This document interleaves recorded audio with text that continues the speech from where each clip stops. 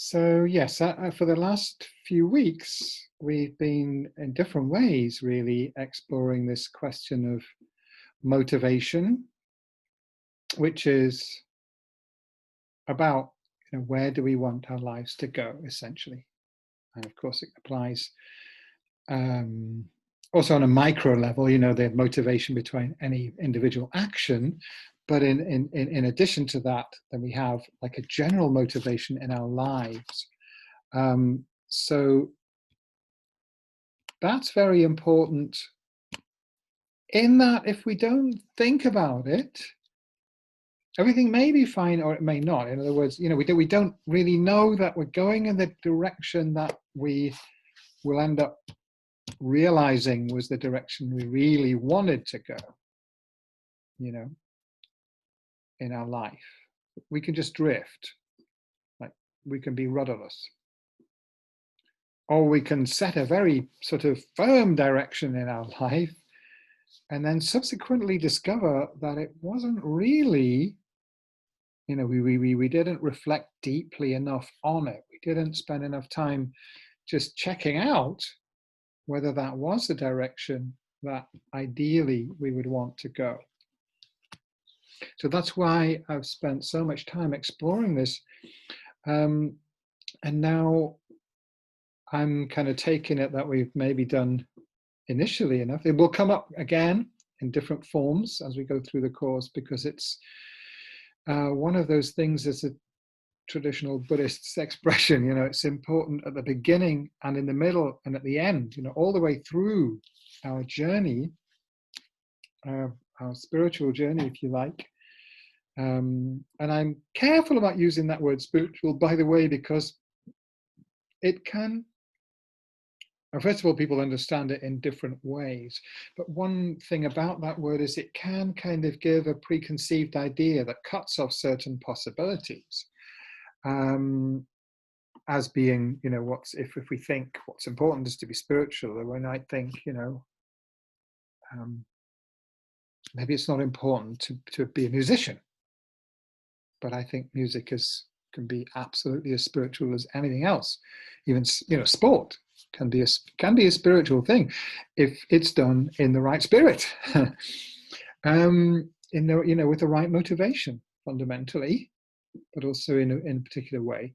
So I tend to not use that word, overuse that word, because I'd like more to come back to the reasons why we might think that spirituality is important.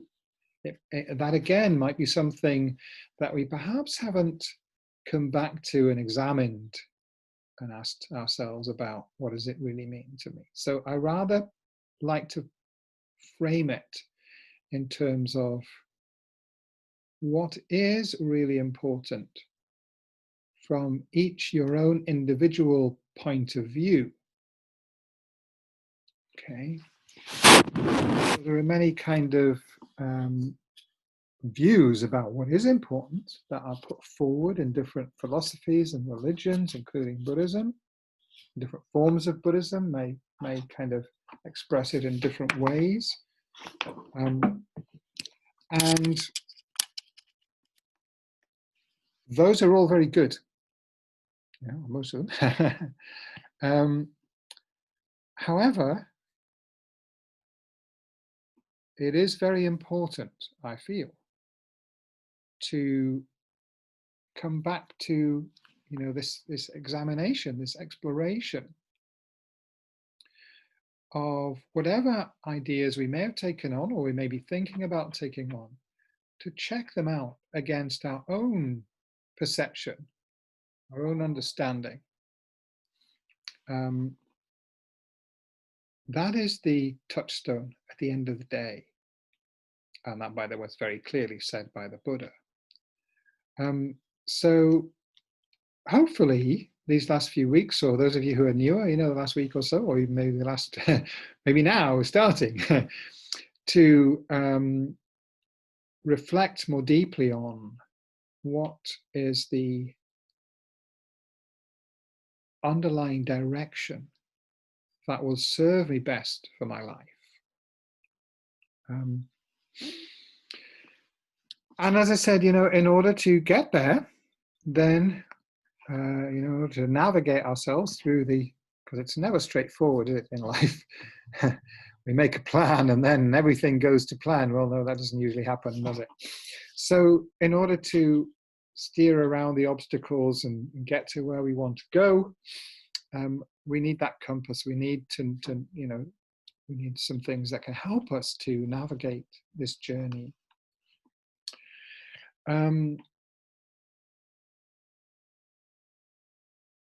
So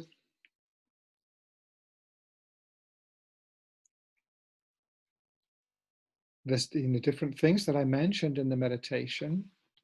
Values. We may feel what's fundamentally important in life is kindness, loving kindness, love.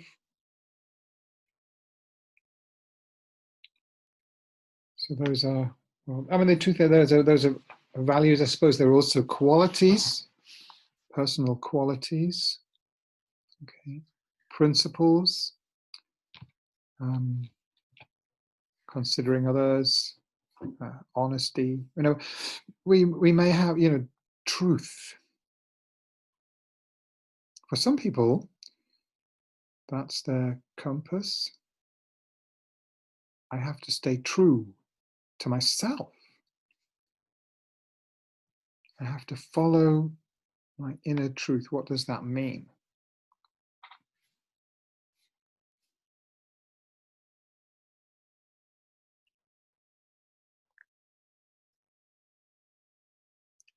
So like I say, there are many philosophies out there which offer certain values and principles as the guide to life.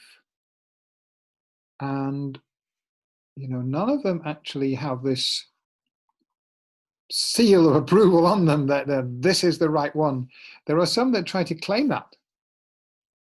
They try to say, you must follow this system because we say so, and we're the people who have the right to say what you should follow. But when it comes down to it, that claim can obviously, it is fairly obvious, that claim can never be really substantiated. You are the one who's going to judge in the end of the day. If somebody says, I have divine authority for what I say, so you must believe me, then you have to decide whether to believe that.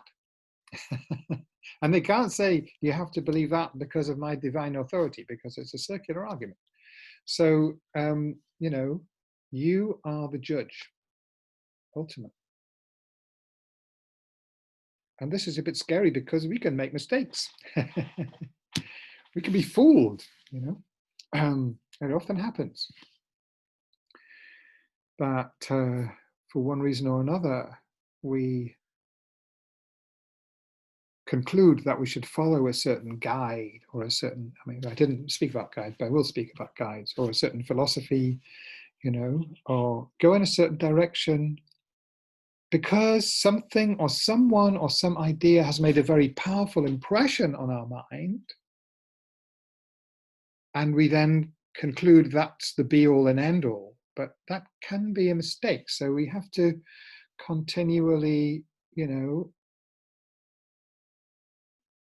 keep checking until we're really sure, or else, we risk some loss.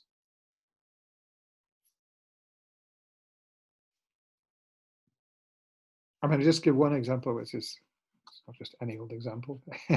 It's quite a significant example. Falling in love. So we have this experience sometimes, and it's very overwhelming and compelling, isn't it? It's very powerful. And we think, this person is the be all and end all. This person is so wonderful. I must spend my life with this person. And, there are some Buddhist teachers who say, and other people, not necessarily spiritual people, but people for one reason or another, say, well, that's just not true. It's just not like that. I don't agree, actually. I think sometimes it is like that. I don't disbelieve in an experience of love that may be sudden, that is absolute and that is true. That this is the person you should be spending your life with. Of course, not should in any moral sense, but that following that impulse may be absolutely the best thing you can do. But that is rare. More commonly, it's a biological program, among other things, that induces this state of intoxication, and we don't see the downside that there might be in devoting our life to this person or deciding to spend our time with them. And this can also happen with spiritual teachers, very common. It can happen with ideas, with philosophies. We can be very impressed by some philosophy and think, oh yes, this is what I'm going to, oh, this is right. And after a few years, we might find ourselves feeling very uncomfortable. When my father was a young man, it was quite fashionable among, he was an intellectual, it was fashionable among intellectuals at the time to join the Communist Party. So he and my mother also joined it, I think. But anyway, the socialism was definitely in those days, in the late 40s in Oxford. And he joined the Communist Party and was a keen, advocate for some time. And after a while, he realized, this is really terrible philosophy. I mean, he concluded, and I think quite justifiably, that as a member of this organization, he was required to be very dishonest in his dealings with people. He was required to sacrifice the principles of truthfulness to the party in ways that he found absolutely unacceptable. And as we know, things went very badly wrong in Soviet Russia. I think that there were things that were wrong, actually, right personally. I think that there were things wrong in the philosophy of Marx himself, but it got worse through Lenin, through Stalin. Nevertheless, there was a high ideal behind it, and that's what attracted people to it. But it wasn't a perfect philosophy. And so, the conclusion, I think, isn't, well, we should never, we shouldn't follow something like that unless we're absolutely certain that it's right. But we should have a little bit of caution in our minds. We can experiment, we can try things out and see, does it work?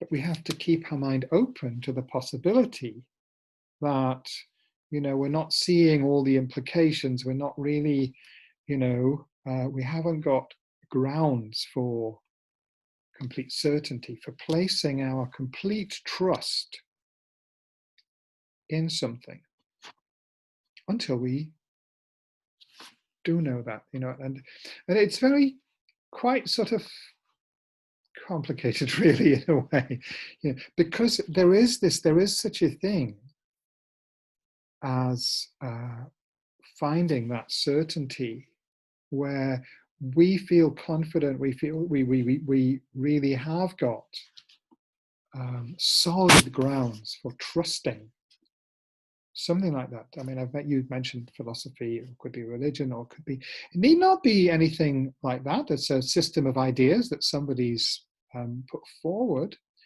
It might be our artistic impulse, that we may connect perhaps with the work of certain artists may speak to us on a very deep level, and we may, as an artist, you wouldn't want to copy, except for practice. Actually, I went to side issue. Went to an exhibition recently of John Ruskin, and Ruskin was a very, very devout admirer of Turner. He was one of the people actually who established Turner's reputation because he was a very respected critic, and Turner was a bit of an outsider. And Ruskin has produced some very beautiful paintings that are just copies of Turner's paintings, and he was studying his craft. But but he is a better painter when he's painting us himself, actually.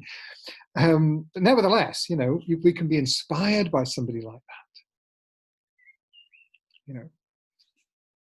Certainly, Beethoven was inspired by Mozart and Schubert was inspired by Beethoven. So these things. So we can be inspired to do our own original work. If art is our medium, if you like.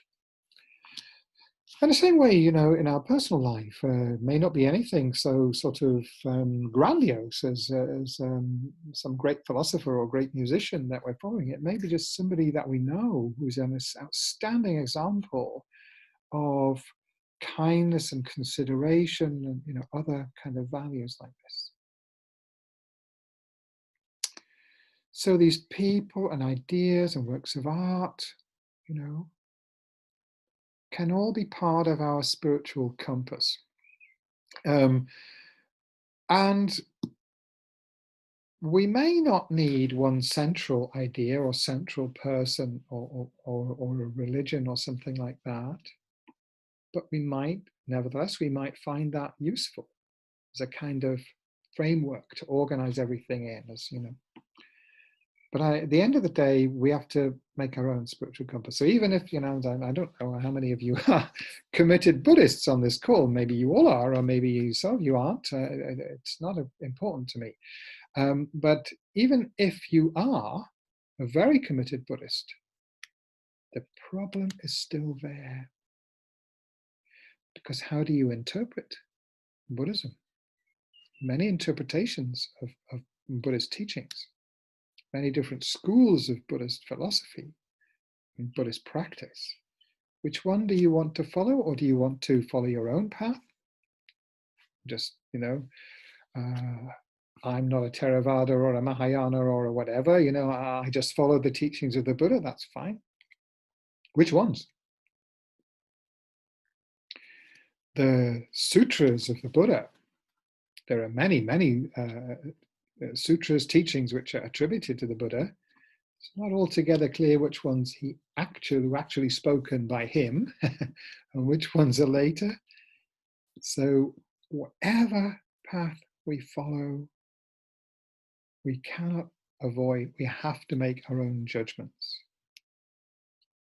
I don't want to seem to be speaking negatively about any other religion, but it does seem to me it's fair to say that the Catholic Church, on the whole, does put forward that, if you're a Catholic, you have to believe what the Church says you should believe. Now,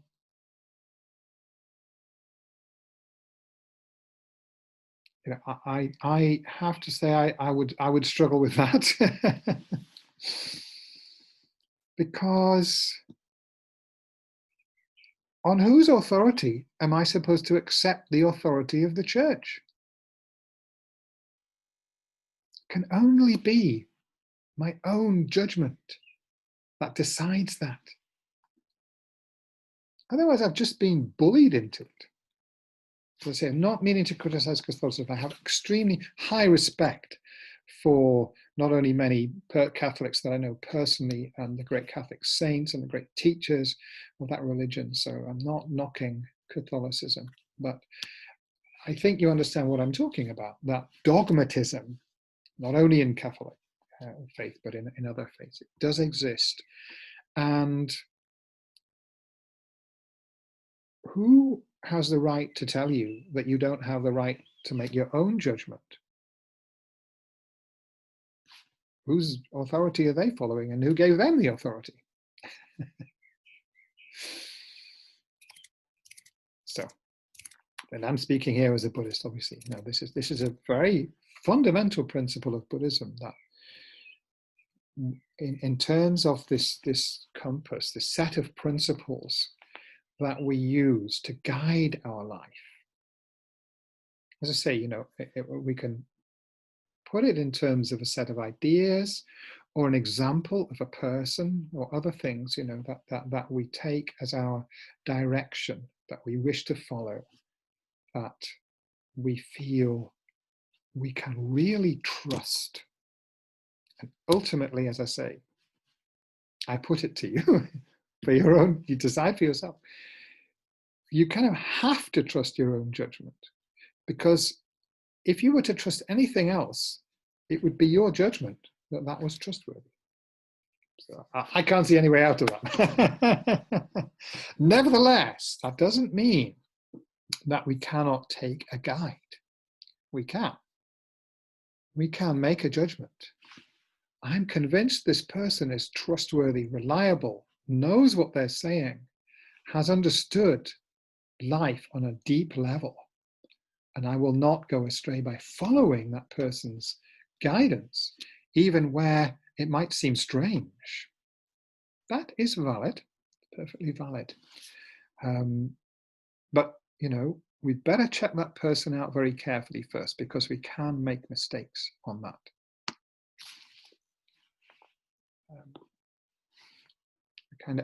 I have some personal experience of that myself, actually, where I would say I did conclude a certain teacher that he was definitely, you know, enlightened. And then I later came to have doubts and realized that the reasons I'd given myself for that were not actually completely valid. So we have to trust ourselves, ultimately, at the end of the day. Nevertheless, you know, as I say, we may find someone, and you know, I think actually, you know, this course, the question arose whether this is a secular program, because we do secular programs. So like mindfulness, for instance, is classified as a secular course that we do, even though mindfulness was taught by the Buddha himself very definitely, very clearly. It's not just somebody's adaptation of the Buddha's teachings. The Buddha taught mindfulness, without question. But nevertheless, what we teach as mindfulness, going from the, you know, there's certain kind of organizations in the UK and elsewhere that propagate mindfulness. It's very highly respected within the health service and so on, and it's regarded as a secular teaching. But this course, the question came up, you know, is this a secular course or a Buddhist course? And I thought, I think it's a Buddhist course. In spite of the fact that I'm avoiding using Buddhist language as much as possible and so on, I want to make this experiment to see if I can communicate the essence of these ideas without using them. Nevertheless, you know, I don't know what started me on this.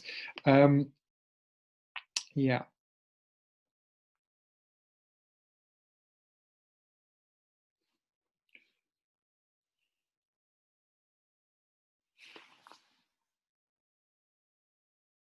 Anyway, I will continue. I'll probably come back to that point. I seem to have lost the thread slightly there.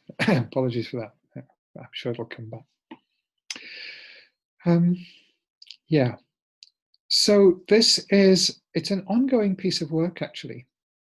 You know, so as a Buddhist, you may kind of at a certain point decide you want to undertake this ceremony that is offered of taking refuge, which is, you know, that ceremony is generally regarded as, well, this is the point where you become a Buddhist. As in Christianity, you know, you're held to become a Christian when you are baptized.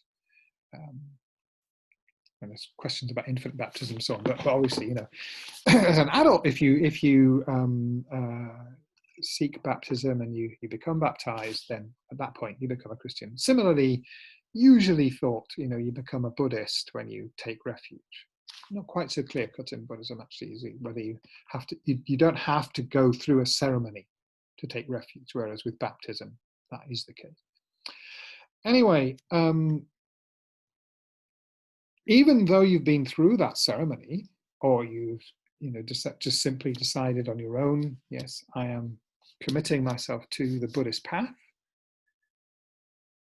then that's not the end of the story.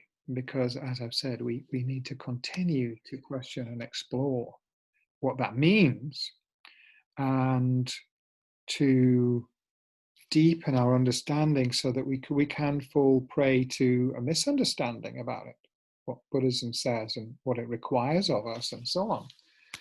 So it's an ongoing journey.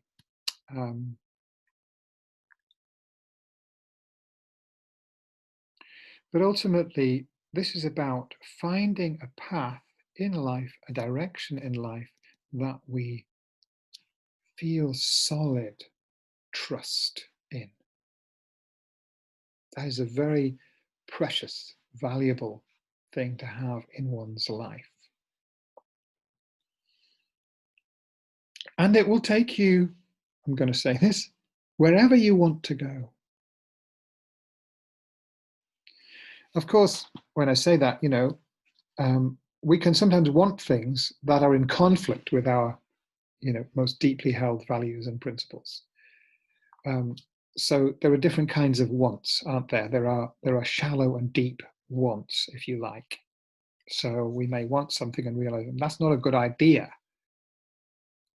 And if I'm saying that from my own judgment and understanding, and not from the fact somebody else has told me you can't have that, you shouldn't have it, you shouldn't want that. If it's not from there, but if it's from my own understanding that this isn't going to be good for me, then in a sense, I don't really want it. A desire comes into my mind, but I know that that's not my real desire. That's not my real wish. If I go off, that's going to take me off the track of where I really want to go. So shallow and deep wants, okay. And this is about discovering what it is that we really deeply want. And then that, if we can find what that is, and then we take the appropriate steps, then we will find true satisfaction in life.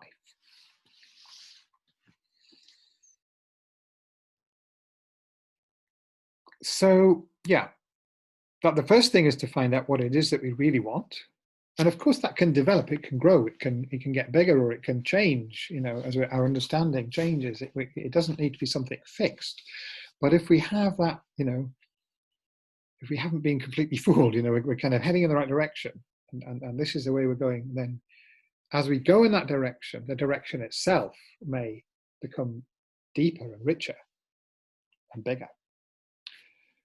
But if we get to that point with, yes, this is what would be, if we are amenable, if it suits us to follow that traditional way, if you like, that we would then say, right, I'm going to make that commitment, I'm going to take refuge. And by the way, I think this is a very good thing to do, but it's not necessary.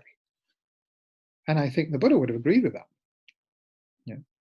We don't have to sign up to become a card-carrying Buddhist. That's not a requirement. We don't have to carry a card. And I'm not, as I say, really, in a sense, I'm not really concerned here with advocating being a Buddhist, or certainly not adopting that label. Why Buddhism is still a significant force in the world, why that label is one that many, many millions of people are willing to adopt, is because the Buddha found certain things to be true about life that are very, very helpful to know, very valuable truths. He wasn't the only person who's discovered those truths. They're universal truths. So those are what I'm really interested in here.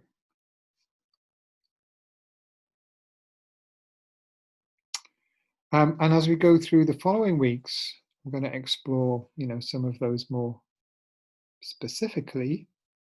And as of I'm sure those of you who've been going at least for a few weeks will realize,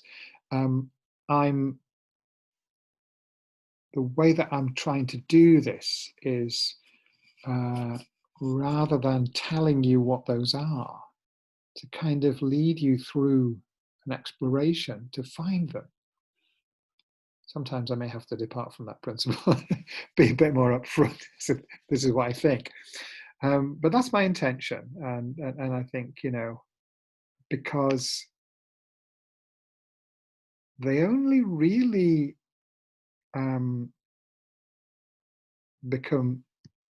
we only really kind of derive the full value from those principles when we kind of discover them for ourselves. People may have told us about them, but we then have to still go through some process of discovering them on a deeper level for ourselves. And that's really, my dream, if you like, for this course, is that I can assist you, help you to make some of those discoveries. Maybe things that you already kind of know, like textbook knowing, yes, okay, blah, blah, blah. This is what the Buddha teaching says, or etc., etc., and I believe that. But then there's a big difference when we really see it for ourselves on a deeper level. And that's when it makes a transformational difference to our life. So I think I'm going to leave it there for this week so that we can have plenty of time to explore and discuss and ask questions. Thank you.